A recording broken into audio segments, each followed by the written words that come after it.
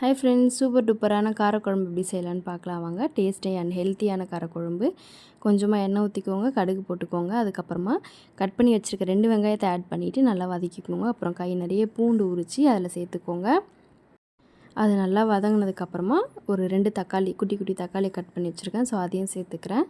சேர்த்ததுக்கப்புறம் ஒரு கப் நிறைய சுண்டைக்காவை தட்டி அதில் இருக்க விதையை மட்டும் லைட்டாக அலசி எடுத்துட்டேன். அதையும் சேர்த்துக்கோங்க. சேர்த்து நல்லா வதங்கினதுக்கப்புறமா உங்களுக்கு தேவையான உப்பு சேர்த்துக்கோங்க. இப்போது இல்லைனா நம்ம புளி தண்ணியிலே உப்பு ஆட் பண்ணிக்கலாம்.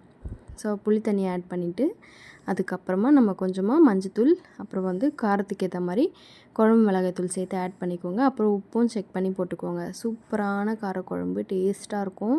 இது இன்றைக்கி சாப்பிட்றத விட மறுநாள் வச்சு சாப்பிட்ற அன்றைக்கி தான் செம்ம டேஸ்ட்டாக இருக்கும். ட்ரை பண்ணி பாருங்கள். அப்புறம் லாஸ்ட்டாக கறி லீவ்ஸ் போட்டு நல்லா கொதி வரட்டும். எண்ணெய் பிரிஞ்சு வர வரைக்கும் கொதிக்க விடுங்க.